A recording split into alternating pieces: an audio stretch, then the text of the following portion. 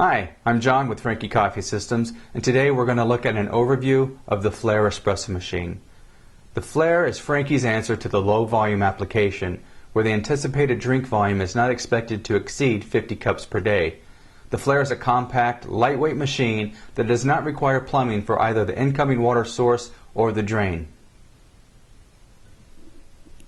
The Flair's dimensions are 17 inches or 423 millimeters wide, 21 inches or 523 millimeters tall, 22 inches or 542 millimeters deep. It weighs approximately 40 pounds or 18 kilograms and runs off of a 110 volt 15 amp power source, the same as typical household appliances. Let's start from the top of the machine and look at its features. The Flair is equipped with two separate whole bean hoppers, each with its own grinder motor. Each hopper holds approximately 1/2 pound or 250 grams of coffee.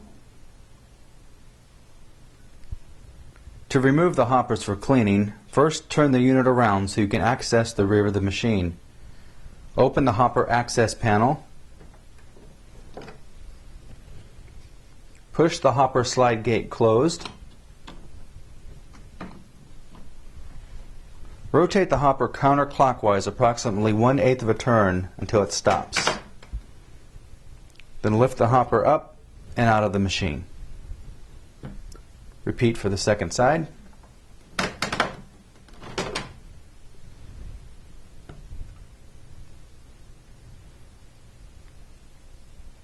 Wash the hoppers using only warm, soapy water and a non-abrasive cloth. Rinse and dry completely before reinstalling.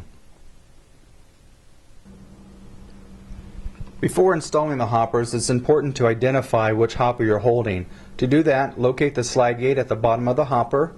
Directly above it, you'll see either a small L or a small R etched into the hopper. This indicates L, telling me it's the left hopper. To reinsert that left hopper, I will line up the slide gate so that it's facing approximately the 1 o'clock position. Push it down completely, rotate about 1/8 of a turn till it stops, and then I'll open the slide gate.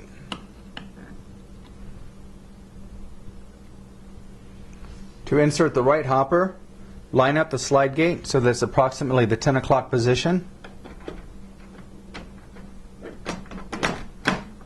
Push it down all the way, rotate it clockwise approximately 1/8 of a turn.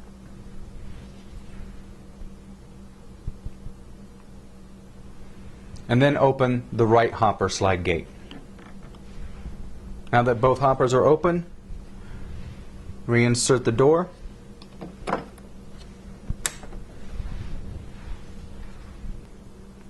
In between the two hoppers is the cleaning tablet access chute. This is where you place one cleaning tablet when prompted while you're running a cleaning cycle on the machine. To insert a tablet, simply lift up on the chute and gently drop in one tablet. Only insert a tablet when the display screen is prompting you to do so.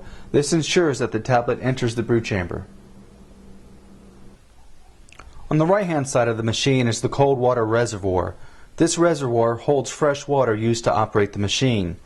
It holds approximately 5.5 liters or just over 1.5 gallons. To remove the reservoir, first remove the lid, then grasp the handle and lift up.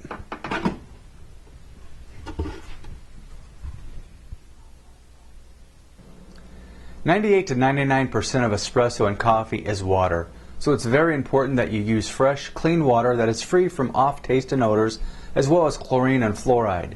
Pay particular attention to the hardness of the water you're using. The appropriate hardness should be between 3 to 5 grains per gallon. Too soft and the coffee will taste flat.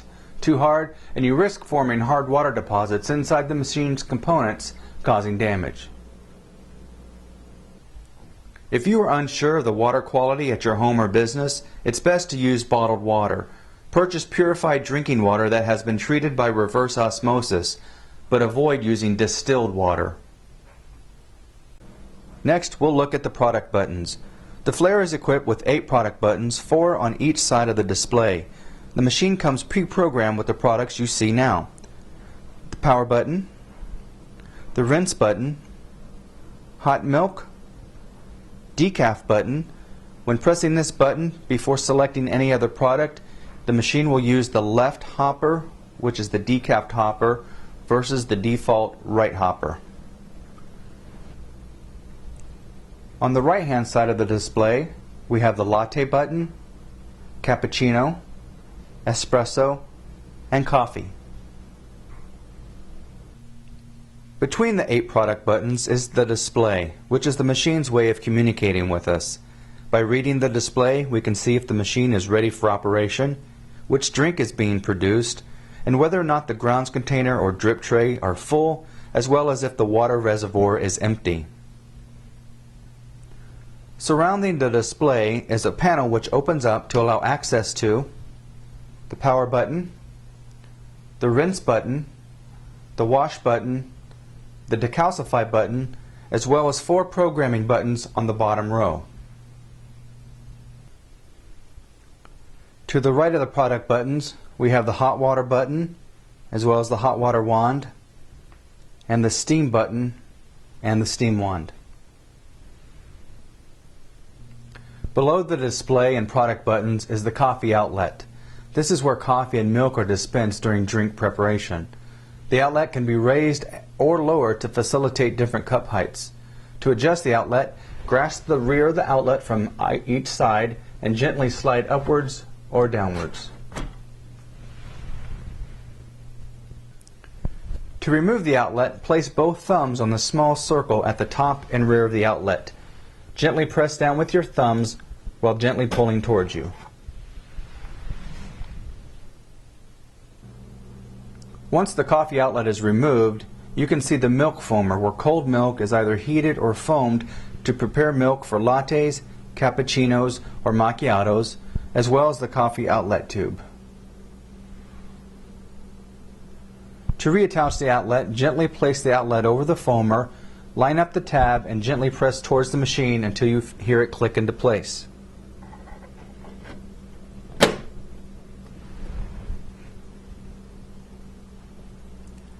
Below the coffee outlet is the machine's drip tray. To remove the drip tray, grasp it from the front and gently pull outward.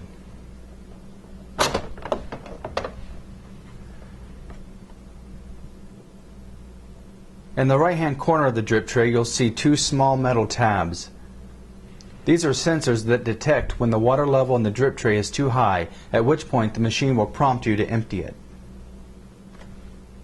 Once the drip tray is removed, you can then access the grounds container.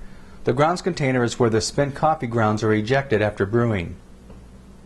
To empty the grounds container, slide the coffee outlet upwards fully. Lift up on the small metal door.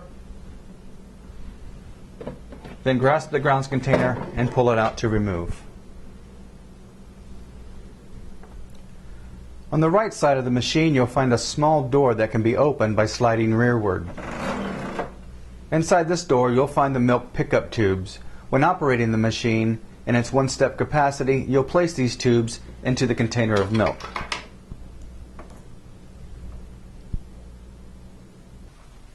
This concludes the overview of the Franke Flair espresso machine. We hope it's been helpful for you. If you have further questions, please reference the manual that came with your machine, or visit us on the web at www.us.franke-cs.com, or call 1-800-310-5710 option 1. Thanks, and have a great day.